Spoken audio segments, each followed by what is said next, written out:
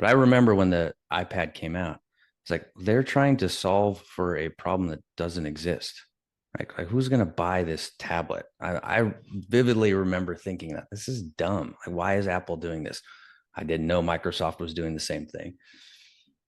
And obviously, how many ever years later, clearly they knew something that I didn't. Welcome to the Yeah But podcast, where leaders tune in when they want to be unstuck and unstoppable. I'm Mark Wolf, president of Mark A. Wolf Enterprises and author of Yeah But Cut Through the Noise to Live, Learn, and Lead Better. In each episode, I interview relatable people who share their yeah buts along with their doubts, fears, and alibis, and then share how to overcome them to unlock true potential. Whether it's personal growth, leadership challenges, or simply living with more intention. Hello, Don. Welcome to the podcast. All right. Thanks for having me. It's good to see you. So we're talking about your yeah, but and things that you may be stuck on, or things where you're like, man, if I could just get past it. So I think you picked a few yeah, buts. Can you talk about the ones that you picked and what concept or what you're trying to accomplish that gets you want to get unstuck from? Sure. So, yeah, the three that I picked is one, I don't have time. Two, I'm not ready. And three, I'm not sure what to do next. And actually, I picked a fourth one, kind of similar to that. I'm not sure what to do next, but it's what's the plan? So tell us what you're trying to accomplish that you use these yeah, buts. Well, you and I have actually talked about this in a couple different LinkedIn lives and different conversations. I have a passion for company and team culture. And as a security leader, that's not obviously necessarily my primary responsibility, but I do see that as something, like I said, that I have a passion about, but I'm not quite sure beyond, just sitting on LinkedIn Live and talking about it. I'm not sure what does that mean? What should I be doing with that? Should I be doing something with that? And if so, what? And where in the world would I fit that in my schedule? So let's take each one kind of separately. So I don't have time. Can you talk about that? Sure. Everything's around prioritization, right? And so I have a busy uh, day job. I've got other extracurricular responsibilities. I've got a family. I feel like, as I evaluate different things I could be doing, trying to understand where this sits within that prioritization. Is this the best use of my prioritized time, as I learned from you many years ago, to be asking? And how do I evaluate that? And the next one you said, I'm I'm not, not ready. comes a little bit to do with the allotment of time. I don't have a lot of bandwidth, and maybe I'm using that as an excuse. I also feel like I do have a passion for this, but am I the right person to be speaking to this? Do I have anything of value to add to this conversation, to this topic? At times I feel like I do. Like we have those conversations on LinkedIn. And I kind of, okay, yeah. I mean, I feel like I've got something valuable to say, and other times I don't. So I don't know. Is this the right time? Am I ready? Are other people going to find this valuable, or do I need to gain additional experience before I'm ready to really dig into this and do whatever quote unquote this is? This comes up a lot. It's interesting how the questions you're bringing up are universal, right? Am I Hmm. qualified is another chapter in the book to say, should I even be talking about this? And they overlap. The other one you mentioned is, I'm not sure what to do next. Tell us a little Right. bit about that. Yeah. So you and I have done a couple of LinkedIn lives related to team and company culture. Those have been great. I don't know what the next right step is. And I kind of feel a little bit stuck in that. I need some help or just some time to think about what is the next step or what is the long-term plan. And then how do I start backing into what are those next steps to take? And that leads into the next one. What's the plan? So that's very related. So it's Yeah. interesting as you put them all together, right? It's, I don't have the time to do it. I don't know I'm ready, and I really don't know what I'm going to do with what I have. Right. So I guess before I give you these chapters to unpack and see how they help or if things change or if things stay the same, how are you approaching this as a desire to even want to explore? Why this? Why now? Well, I've seen example after example of how not to do it, how culture can be something that is not prioritized and or toxic. And the more examples I see that I experience directly or that I hear from other peers, I feel like there's something I can do to make that better for my team, for other teams, for other leaders. And the frequency of how encountering these culture examples seems like it could be the right time to do something about that now. Well, let's leave it there. And what I'm going to do is I'm going to send you the introduction and the chapters you outlined.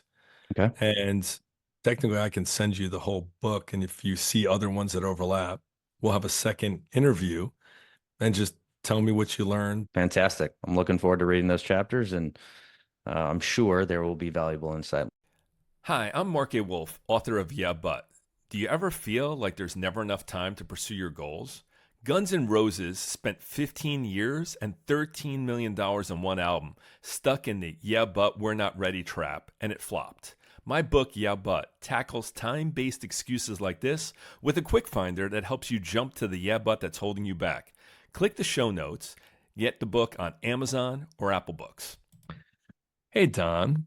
Welcome back to the Yeah, But podcast. Thanks for having me, Mark. Glad to be back.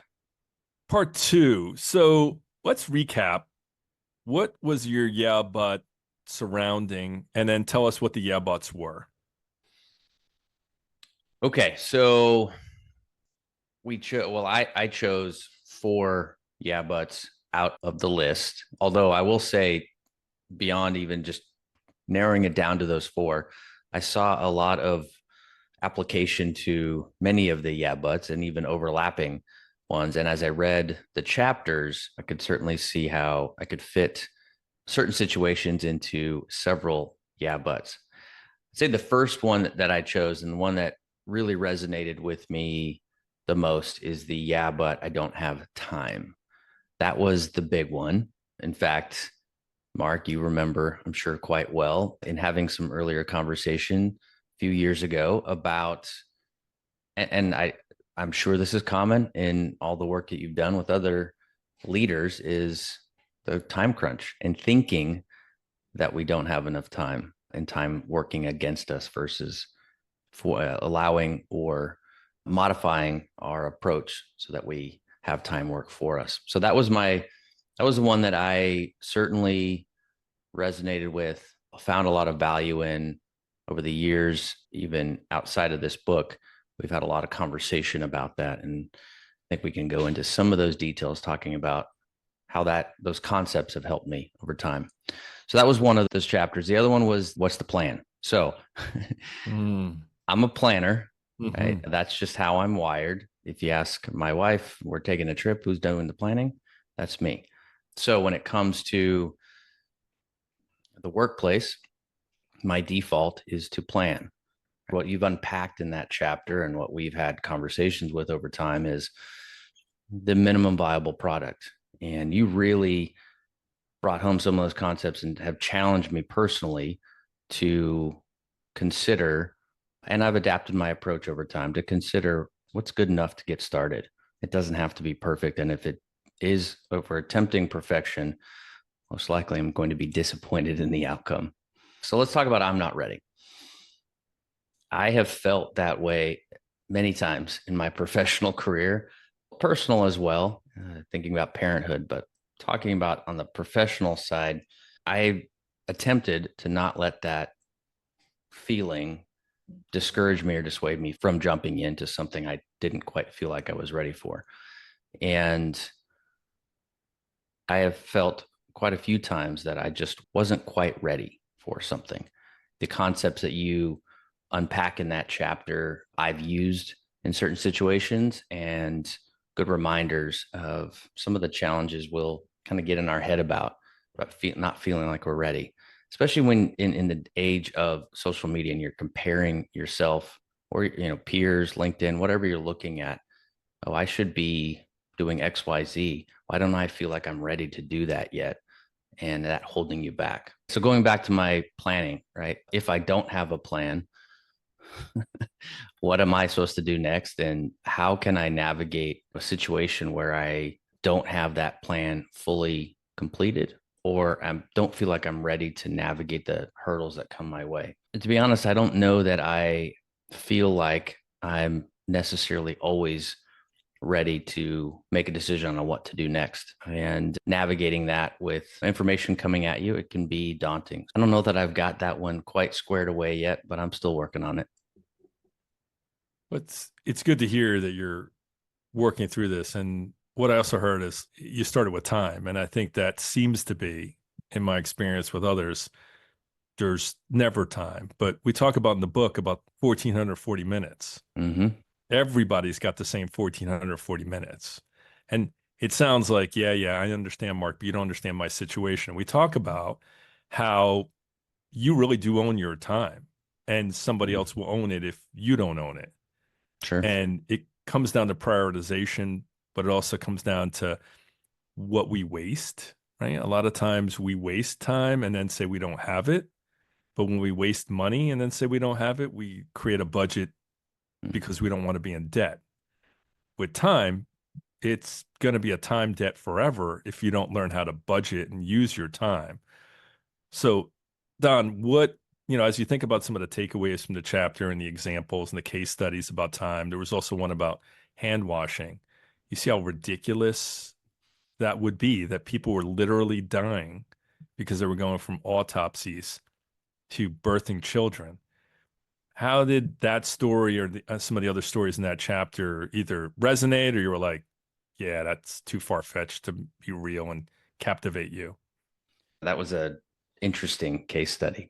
I think time, your analogy of putting money against time, right? We can't get back any of the time that we've lost, but we don't value time as much as we do value money. And so if you try to apply the value you're putting towards money to your time and spending it wisely and thinking about what is the best use of my prioritized time, BUMPT, which I have used and need reminders to use occasionally. But if you look at that and say, okay, rather than scrolling on social media or reading news or watching news endlessly, or even something that is good, but it's not the best choice for you, I think it certainly has helped me choose how best to use my time. And again, I need that reminder occasionally. So I have on my monitor that I'm pointing at, it's taped best use of my prioritized time, BUMPT. Sometimes that gets lost. I don't always glance to it, but I do look at it. Okay, is this the best use of my time? Am I doing something professionally that may be a good thing, but I should be spending more time with my daughters or my wife or something outside of professional development or inside professional development in that kind of arena? Am I spending time on something that I thought was important, but I need to shift my focus if my eventual goal is XYZ? And thank you for that. BUMPT is, if you make an acronym you're not the only one, there's lots of clients that have actually used that because prioritizing your time, it kind of has packed in that acronym, everything, right? Mm-hmm. I've seen so many people not have to go to certain meetings anymore because they ask and say, do I really need to be here? But it's interesting because they always knew it, but now they had a reason and then it became part of the culture. And then they started reducing the amount of meetings they were having because they were like, we're only going to invite people that are decision makers. And if they're required to be here and if they're all in attendance, then we're going to have the meeting. And people are like, oh, and that's it, right? Mm. It's supposed to kind of shake you into rethinking foundational truths. Like, I'm not telling anybody something new that there's 24 hours in a day, but we don't act like that's something that we know. So common knowledge isn't always common sense. Agreed. Yeah. So, And stepping away from those meetings is an example where you're sitting with your camera off and you're on mute and just have to be there. Do you have to be there? Probably not. But simply asking that question certainly does help. so we talk about what's the plan, and there was a few case studies and conversations in there about planning and about plans. What do you remember out of some of the chapters and some of the things you read that resonated and you're like, hey, Mark, I didn't know this? Yeah, the chapter, one of the case studies in there was about the Microsoft Courier tablet. I had never heard of that. Seeing how Microsoft approached the tablet market, tablet product against what Apple did was striking, right? And honestly, the first iPad, while it was novel, it wasn't, I don't know, it wasn't great, but it was new and people adapted to it. But I remember when the iPad came out, it's like they're trying to solve for a problem that doesn't exist. Like who's going to buy this tablet? I vividly remember thinking that this is dumb. Like, why is Apple doing this? I didn't know Microsoft was doing the same thing. And obviously, how many ever years later, clearly they knew something that I didn't. And that's fair. They probably know a lot of things that I don't know. So, all that to say, their plan included getting something out there to solve for a problem that maybe people didn't know existed, or quite a few, majority of people didn't know existed. And yet it was what launched this tablet market that's still huge, still going strong.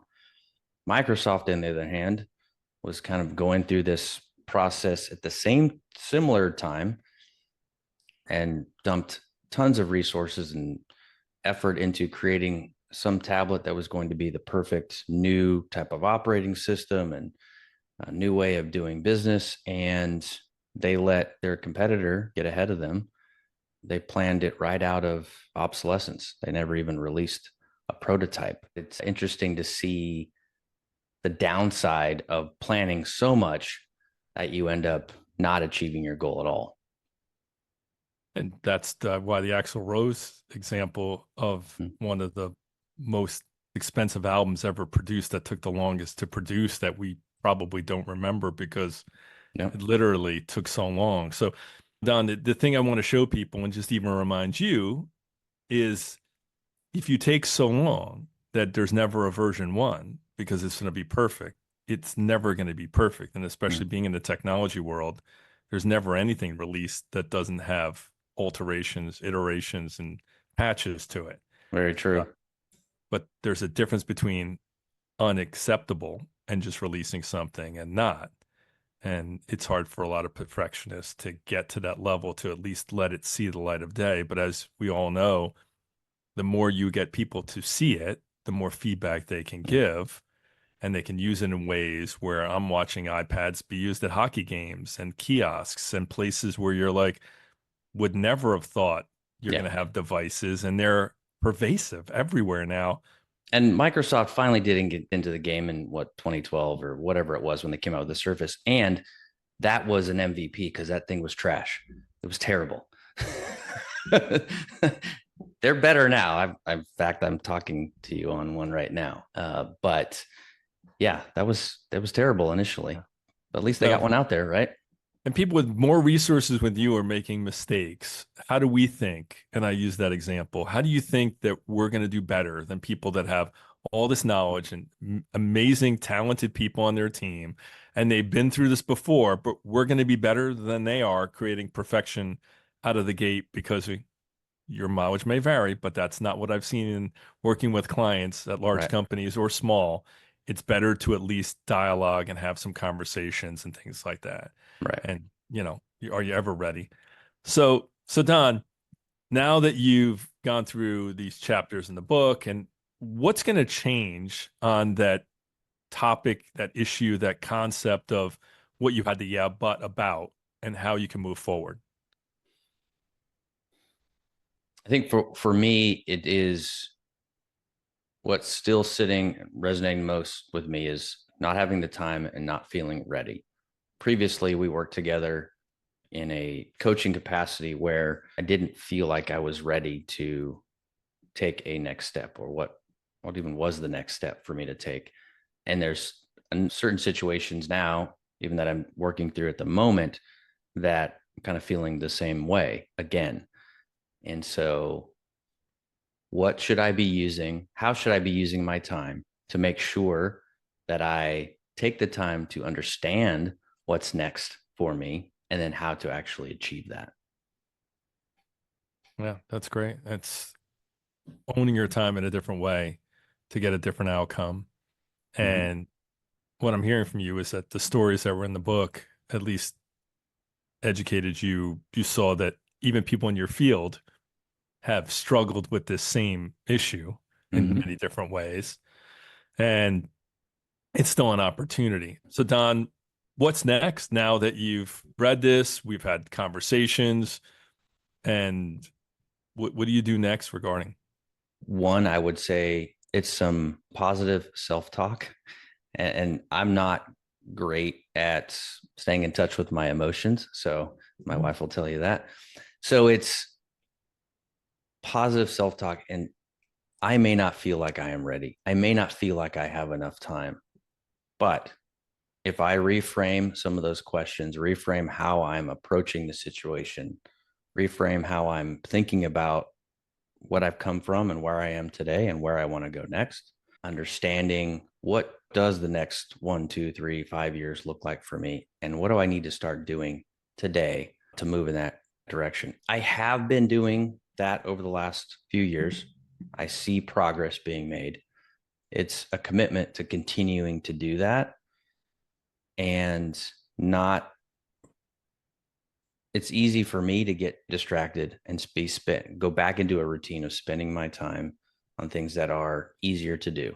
So making a conscious choice, talking to myself, we're ready to do, I'm ready, the royal I'm ready to do something different. It's time to prioritize my time. And that's where the butt busters come in, right? The questions at the end to make you think things through, to be like, what's going to be different? How are you Mm-hmm. going to change your mindset about specifically about time? What are you going to implement or work on to be able to do this? It's good to see that you're doing that. And it's also good because books are a lot less expensive than coaches. So you could read a book, but having a coach always helps. But Yeah. also knowing that there's certain things you need to do, and know that if it's not moving ahead, we're not getting any younger. So when, if not now, then when? Yeah. And if not someone, then who, right, can help you? So, And that accountability, I think, is key, right? I mean, that's when we worked together in that capacity, the accountability to say, okay, this is what I'm working towards. Having someone there to say, okay, good and well that you said that's what you're working for towards. Let me see the progress. Let's check in. Right. yeah. Yeah. It requires some getting out of your head and into action, and then actually validating the results. Like, hey, wife of mine, how am I doing? And she could be like, oh, you were starting that? Or, oh, I didn't even know. Like, We you're we like, really okay, because we really want to go there. Okay. Well, let me give you some feedback on that. right? And then sometimes you get like a, wow, this has been such a significant change. And somebody's like, whoa, okay, well, hold on. Yeah, the effort showed. Right. But it's good to be able to get that validated too. And Mm-hmm. we're all going to have blind spots of things that we're not really strong at, but it's good to at least know what you have to work on. It's not going to be a strength for a lot of people. Yeah, buts are just ways to stop things. Mm. And if you want to get past it, you got to look and go, well, can I get past it? Or is this always going to be a yeah, but, and it's just something that I address by working the other strengths that I have? Okay. Got it. So, Yeah. Don, this has been great. Anything else you want to wrap up with that you want other people to know? Because, they're supposed to see that you're kind of just like them. You have the same struggles with time. You're always going to have an excuse. And I'm lumping myself into that because I've come up with some doozies on what's going to prevent me from doing XYZ. So you're not alone in that. It's really making a choice to make something change, to do something different. And you point this out in the butt busters in several different areas, but it's just getting started. doing something, making forward action, taking a small step. In the time chapter, you talked about just, getting 10 or 15 minutes of extra time away from your phone or away from something that's distracting you. That's a really small step. But I have found taking those very incremental small steps have helped me make bigger changes. So I'd encourage everybody to just start moving. Thank you for listening to the Yeah But podcast. If today's episode provided valuable perspective on how to overcome the excuses that can hold you back, let us know in the comments. Remember, it's not about the yeah buts. It's about finding ways to live, learn, and lead better every day. If you enjoyed this episode, be sure to subscribe, leave a review, and share it with someone who could use a little kick to get past their yeah buts. And don't forget to follow us on Spotify or Apple Podcasts. And for even more tips, connect with me at markawolf.com/podcast or on LinkedIn. Until next time, keep challenging those excuses and keep moving forward.